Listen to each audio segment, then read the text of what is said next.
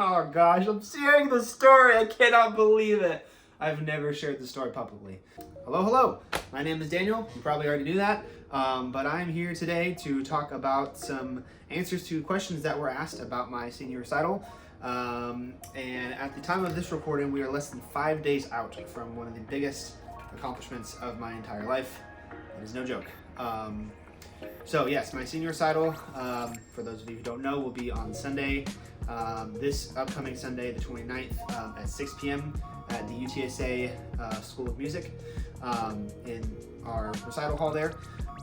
And these were questions that I'm going to be answering today that were from my Instagram. I got a surprisingly large amount of questions, and they were from fewer people than I would have expected, but nevertheless, I'm here to answer them. So, the first question about my pieces is how many pieces am I going to have on my recital? The answer to that is 11. If you saw the poster for the senior recital, which looks a bit like this, then you'll see that there is 11 pieces on there that I will be playing. Yeah, that's a lot. The next question is, what pants am I gonna wear? Not really sure why this is pertinent, but I will be starting out the night by wearing black dress pants, and that is all I'm gonna say about that. Next is, what are you going to eat before? I don't know. I don't plan my meals that far in advance, so probably something edible is what I'll go with for now. What's my favorite piece on the program? I don't know that I can entirely pick a exact favorite. There are a lot of pieces on there that I could vouch for as like my number one.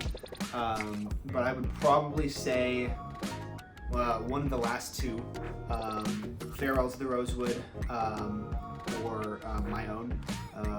Those two have been sitting with me the longest, and they have also been some of the hardest to prepare. From the same guy who asked, what pants am I gonna wear? He also asked, what pants should I wear? Meaning him. To be honest, I don't really care. Just wear something, cover up what you got. That would be the main goal there. So, wear something. Okay, now next question is, how long does it take you to compose a piece? And man, that just fluctuates. Like, for me, I've had pieces that the main idea of it came together really fast. But I'd say for the most part, it's a long drawn out process, just because with a lot of these pieces, I struggled in the beginning to have something to say, and that took time for me. But that's most likely just because this is classical stuff for the most part, and that's not the realm that I am used to, I guess. Even after 5 years, still not entirely used to it, to be honest. And then which came together the easiest and the hardest? Man, I think one of the hardest ones to write was probably, it might be Stage Presence, because Stage Presence is a wildly different piece than anything else on the program. And there was a lot of like trying to figure out, what in the world am I doing for this piece? What do I want to say with this piece? But when it came together, it was like, oh yeah, this is perfect. This is exactly what I wanted. And then something that came together really easily. Man, that is tough, because again, not many things here came easy. I would say I kind of had a lot of fun writing Changing Seasons. But that was over a good amount of time. But like when ideas were flowing, they were just, and it was also a different piece to write than what I'm normally used to. And then I would also say Last Chance was also pretty easy to write. I think that one is one of the ones that I remember less of, because I wrote it so long ago. But yeah. The next question is, have you been surprised by how any of the pieces have come together in the end? Absolutely. When I start out writing a piece, it will change as I'm writing it, after I think I finished writing it, like all the time.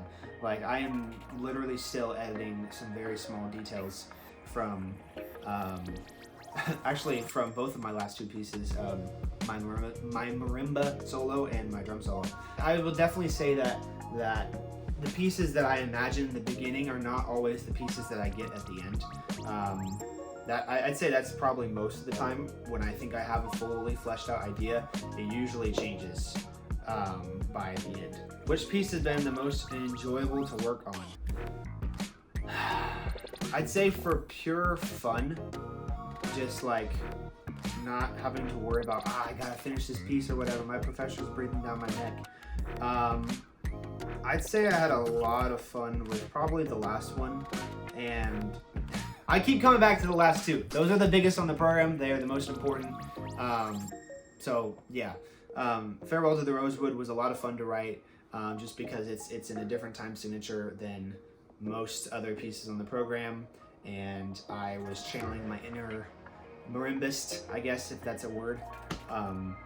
And I just had a lot of fun with that, actually writing it on the piano, which turned out to be a little bit difficult translating that to marimba, but I made it happen. And then I had a lot of fun with my own, my drum solo, just because I got to do whatever I wanted, which is why it's called my own. More on that later. But yeah, there was no boundaries of you have to make sure you include this because of compositional reasons or whatever. It was literally do whatever you want, and I did it, and it's one of the best pieces I've ever written. When I sit down to write a piece, how much of a plan do I have before I start? Sometimes none, to be honest. Yeah, sometimes literally none. Like, when I was writing my string quartet, like I literally just sat down at the piano and just started hitting random notes, literally. And finding notes that sounded nice together. Like, it's so basic. And then I hit record on my phone and put it off to the side and just started playing, and I got into a groove within like less than 10 minutes, and I was just slowly hitting chords and maybe changing to one note and trying that out and trying this one. That's actually how part of my marimba solo happened as well. It works for me. I don't know what to say. Sometimes I have no plan like that. Other times I have an idea, and then like it's a very just an extremely small idea, and then I just have to like kind of coax it to life and make it bigger and just do the best I can with it. Do I always have something to communicate when I write a piece? I don't know that I have a fully fleshed out idea of what I want to say in the beginning, but by the end I absolutely have a, hey, this is what this piece is about, this is what it means, and you'll be hearing a lot of that at the recital. Is composing therapeutic for you? I would say yes. I wish I could fully know the benefits of composition, but yeah, it's definitely something I look forward to and enjoy, and yeah, I would say it is, but I wish I would know. I wish I could know to what extent, I guess. What is a vibraphone? Great question. Yeah, so a vibraphone is pretty similar to what most people would think of in their head as a xylophone, which is a more common term, I think, for most of the general public. So think of a xylophone, but bigger with larger metal bars, and then also a pedal, like a pedal on the piano. But it's the same with mallets and all that. You hit the bars, different pitches come out. Yeah. Which auxiliary percussion instrument is most interesting to you? So this question is referring to stage presence. And I am actually not going to answer this, but I'm going to keep this part out. I'm going to keep this part in the video, because if you come back to this after seeing my senior recital, you will know what I'm talking about. But the most interesting one is the one that's going to make you go, what? When did I write my first song? How old was I? Oh gosh, I'm sharing the story. I cannot believe it. I've never shared the story publicly. Ugh. So I had a crush of mine for 5 years, and I wanted to do the typical, I'm gonna write a love song for you, and then, you know, when we get engaged, and like that's gonna be like the song, and you walk out and I'm playing the song, and then will you marry me? And it was so cringe. That piece has never seen the light of day. The lyrics are doo-doo water, and the piano is okay, I guess, but it's straight trash.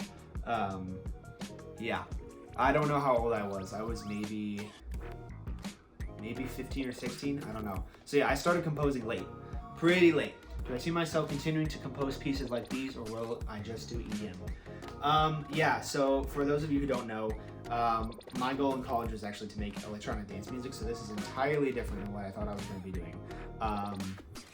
But yeah, I don't know. I definitely have enjoyed what I've done, and I do think there's more pieces that I will write that aren't necessarily EDM. My next goal in life is to start producing EDM, electronic dance music, and trying to make a run at that. But no, I definitely think there's some other pieces that I could write in the future that are not, you know, a typical dance track or anything like that. What is a last minute detail you still have to deal with this week? Still have to deal with this week before it all happens Sunday. I mean, do you want the list alphabetically or chronologically? Yeah, I guess one that I'll share is I need to buy some drop cloths for stage presence, because we're going to be covering up some instruments because we don't want them to get damaged by what is happening on stage. Of the parts that you are not playing, which one would you want to play if you could? I like this question. This is the creative stuff that's fun to answer. Man. I don't know. Again, the coolest stuff is all at the end, and I'm playing in both of those.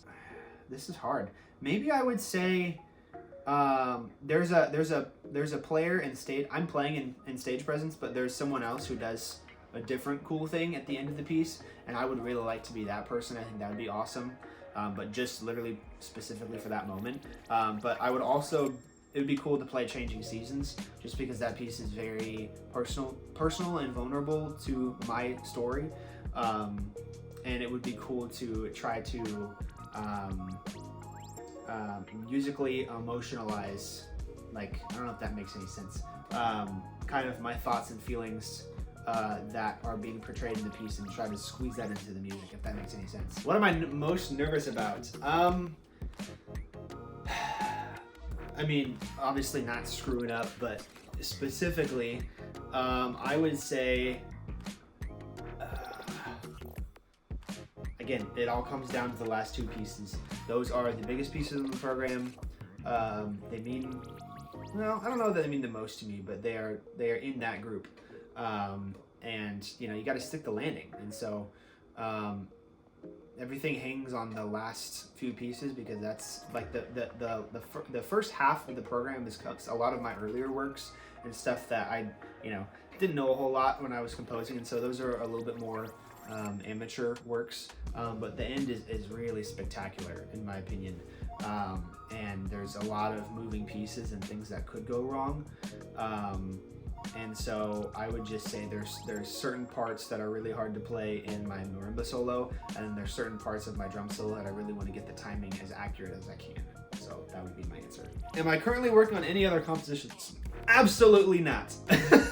You may be like, what? I do not have any extra brain power to be doing new ideas. I need to finish these, because honestly, the newest piece that I started writing was like the tail end, well, no, like it was mid last year, and so these pieces are already feeling like old to me, and it's like they related to a previous Daniel and not even the Daniel that, you know, is being filmed right now. They're still, you know, very important to me, but I feel like almost like because it's been so long and because I had to postpone my recital last semester, it's like these pieces are almost like they're aging a little bit, in my opinion, and I've got new things that I want to write and new things that I want to do, but I can't because I have to finish this section of my life and my musical career first. Do I have any pieces that I've written that didn't make the cut on this program? Absolutely. There was one piece, actually the very first piece that I wrote at UTSA, I called it DefCab, DEFCAB, and those are all notes. Those are all music notes. The only one missing is G, and that is the only note that the piece has in it. Yeah, so I didn't choose that. Like it was a compositional exercise to try to make one note sound super interesting, and it was kind of fun, and I liked it. And I did think a little bit about adding it into the piece, but it's very short and it wouldn't add a whole lot. I think any of the pieces that I wrote that I really wanted to say something with, those are all on this program. So you guys are getting a pretty much full picture of what I did at UTSA these past 5 years, and it's gonna be good. All right, which pieces were based on class assignments versus purely for personal enrichment? It depends on what you define as enrichment, because there was personal enrichment that happened through pieces that I was required to write, and then there were also pieces that I wasn't required to write that I had a lot of fun with. But as for class assignments, there's only 2 on here that were class assignments that actually made it into my recital. That would be the 2nd and the 3rd pieces on the program, Nightmare and a Daydream and Frick, Ugh, Gross, Eh. Those 2 were assignments that I did in class that I thought, you know, were good enough to be able to showcase a little bit. So, and then for personal enrichment, I'm just gonna take this to mean like, what pieces did you really enjoy working on your own? And that would literally just be my own, because all the other pieces, and Farewell to the Rosewood somewhat, all the other pieces were pieces that I had to do for class, or not for class, for my compositional studies, and like, you know, I would come to my studies each week and show my professor what I wrote, and those were some stressful times, because honestly, when I'm pressured to write, I don't write, and that caused a lot of problems, and so that's why a lot of these beginning pieces are pretty short, is because I was stressed to write, and therefore I couldn't write, and it just didn't work, and I found my compositional voice very late in my college career.